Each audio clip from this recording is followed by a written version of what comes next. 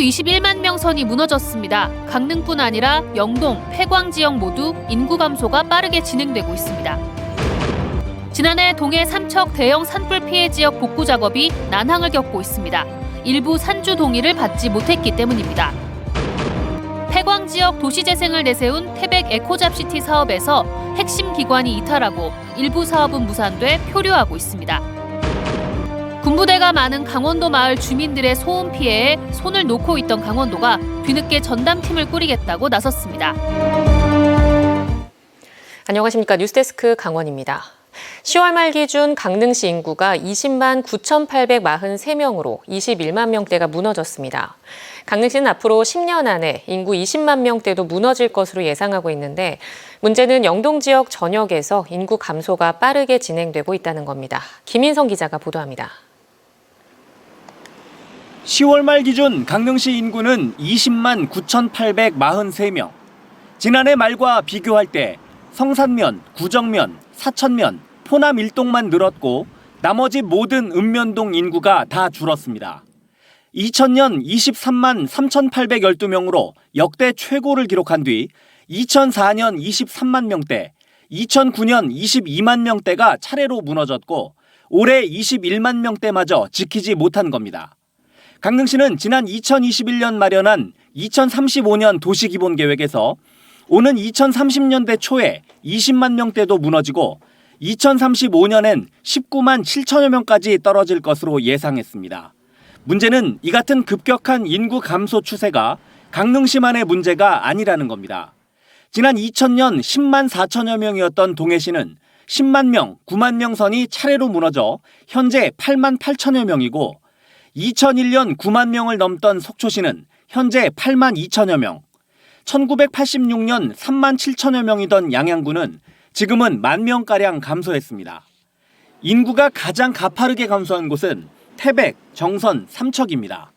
1983년 13만 8천여 명에 달했던 정선구는 지금은 3만 4천여 명, 지난 1987년 12만여 명이었던 태백시는 현재 3만 8천여 명, 지난 1984년 13만 8천여 명이던 삼척시는 6만 3천여 명이고 지금도 가파르게 인구가 줄고 있습니다. 다만 고성군만 지난 1983년 5만여 명에서 지난 2020년 2만 6천여 명까지 절반 가까이 줄었다. 이듬해부터 다시 늘어 올해도 소폭의 증가세를 보이고 있습니다. 국가 전체적으로 출산율이 줄고 인구가 감소하는 상황에서 지자체만의 노력으로 인구를 늘리는 건 사실상 불가능합니다. 강릉시의 경우 지난해 말 기준 합계 출산율이 0.91%로 대한민국 평균 0.78%보다 높지만 고령자 비율이 높아 사망자가 많아지다 보니 인구의 자연 감소가 계속되고 있습니다.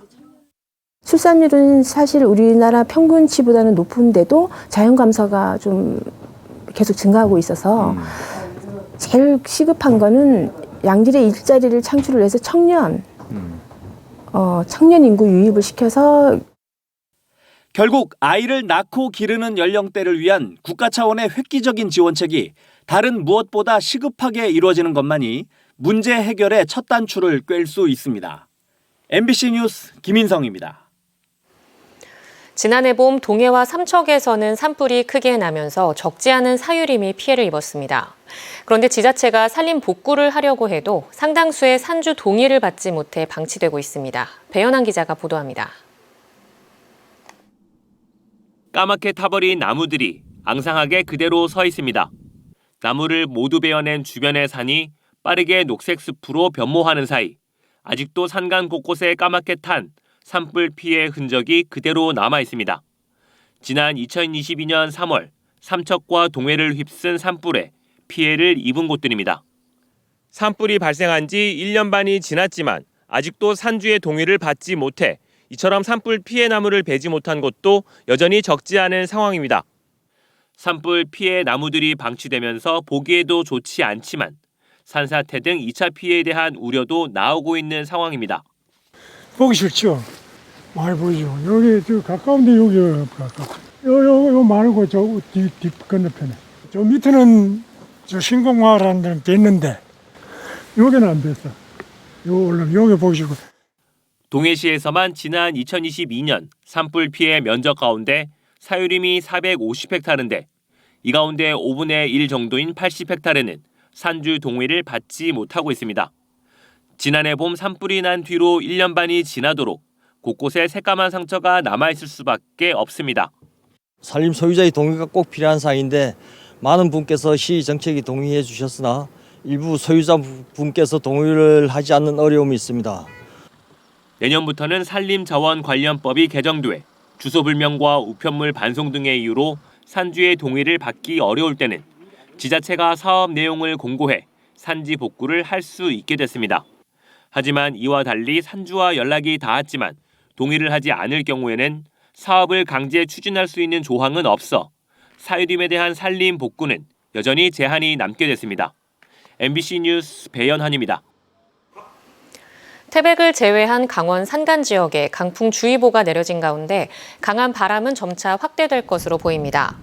강원지방기상청에 따르면 오늘 오전 설악산의 순간 최대 풍속이 시속 111.2km, 미시령 103.3km 등 100km를 넘었고 밤까지 매우 강한 바람이 이어질 전망입니다. 동해안도 바람이 강해지면서 강풍 예비특보가 내려져 내일 오후부터 강한 바람이 예상돼 화재 예방과 시설물 관리에 주의가 필요합니다. 한편 오늘부터 가을철 산불 조심 기간이 시작돼 산림당국과 자치단체들은 12월 15일까지 비상근무 체제에 들어갔습니다. 강원도 교육청이 내년도 국공립 사립유치원생 모집을 위한 처음 학교로 학부모 서비스를 오늘부터 시작했습니다. 2018년 1월 1일생부터 2020년 12월 31일생 유아 학부모와 보호자는 학부모 서비스에 접속해 유치원 3곳까지 희망순으로 접수하면 되고 현장 접수도 가능합니다. 최종 선발자는 원서 접수 마감 이후 자동 추첨을 통해 결정됩니다. 지난 2018년 폐광 지역 도시재생 대표 모델인 독일 촐페라인 지구의 한국형 사업으로 태백 에코잡시티는 큰 주목을 받으며 사업에 시동을 걸었습니다. 하지만 핵심 기관이 참여를 포기하고 일부 사업이 사실상 무산되면서 사업이 방향을 잃은 채 난항을 겪고 있습니다. 김영호 기자입니다. 지난 2018년 도시재생 뉴딜 사업 경제 기반형 모델에 선정된 태백 에코잡시티 사업. 사업 선정 당시만 해도 태백시와 지역 난방공사, 한국광해광업공단, 대한석탄공사가 2,300억 원을 투자할 의사를 밝히며 한국형 폐광지 도시재생 성공 모델로 기대를 모았습니다. 사업의 핵심은 미이용 산림자원, 즉 바이오매스를 활용한 발전소를 가동하고 여기서 나오는 폐열로 스마트팜과 노후 아파트, 병원 등의 지역 난방을 공급하는 것이었습니다.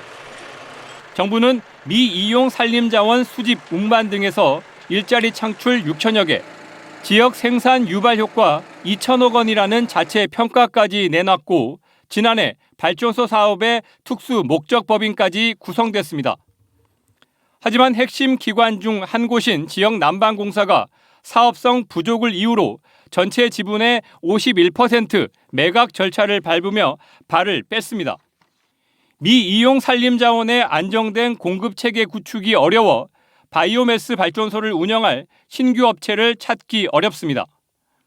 처음에는 장빛 희망이 엄청나게 높았죠.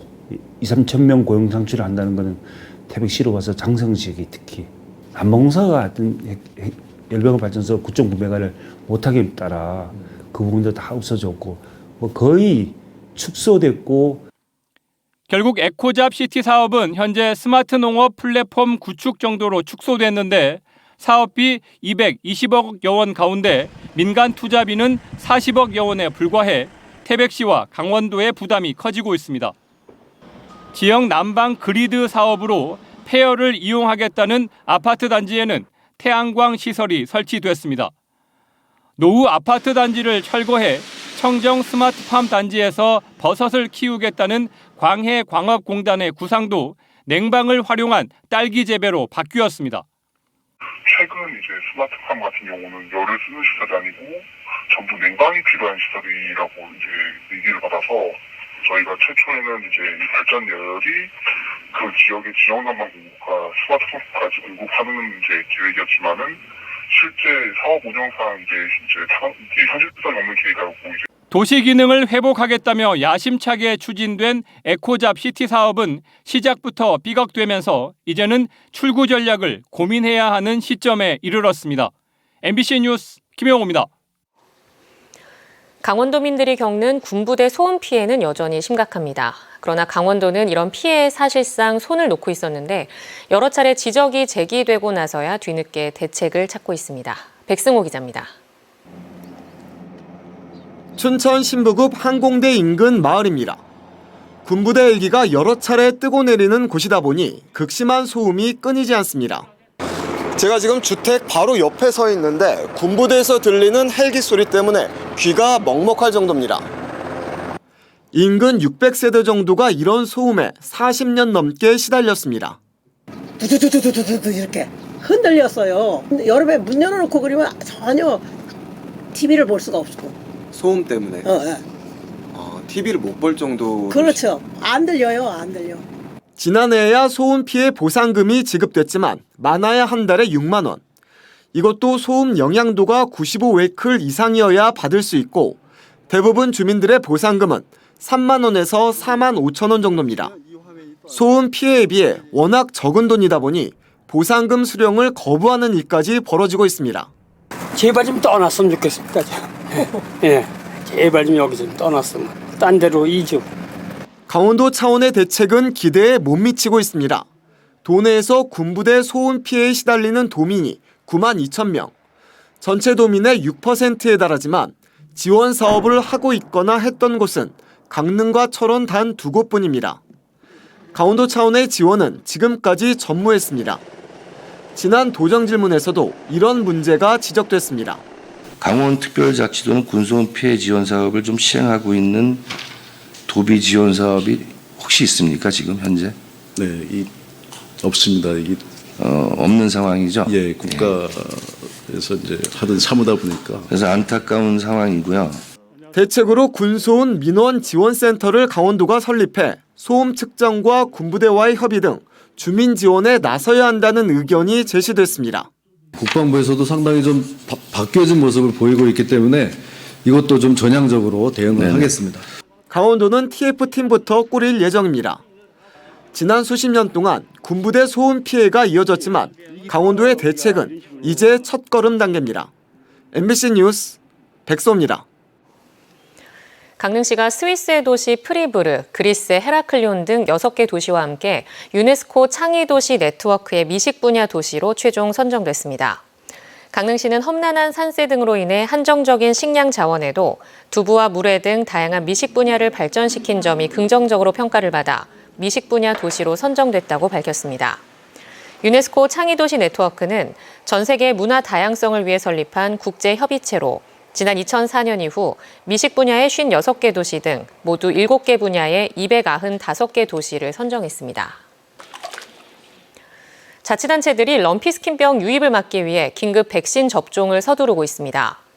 동해시는 지난달 29일부터 이틀간 공수위와 공무원으로 구성된 접종반을 투입해 한우농가 45호, 935두에 대한 긴급 예방 접종을 마쳤습니다. 정성군도 오는 10일까지 관내 축산농가 369곳에 대해 긴급 백신 접종을 마칠 예정입니다. 강원도 내 1인 가구가 25만 세대를 넘으며 중요한 가구 형태로 자리 잡고 있지만 관련 조례는 미비한 것으로 나타났습니다. 강원자치도에 따르면 지난해 원미희 강원자치도의회 의원 발의로 1인 가구 지원 조례가 제정됐고 기초자치단체 가운데는 지난 2021년 속초시가 유일하게 관련 조례를 마련한 바 있습니다. 지난해 말 기준으로 강원도 내 1인 가구는 25만 4천 명으로 전체 가구의 37%에 이르고 있고 강원도 인구로 대비하면 6명 중 1명꼴인 17% 수준으로 나타났습니다. 강원도 내 규제혁신 우수사례 경연대회에서 삼척시가 최우수상에 선정됐습니다. 이번 경연대회에서 삼척시 민원과 이진욱 주무관은 현실 경계 결정을 통한 조정금 산정 현실화 방안을 제안해 최우수상을 수상했습니다. 강원뉴스 마칩니다. 시청해주신 여러분 고맙습니다.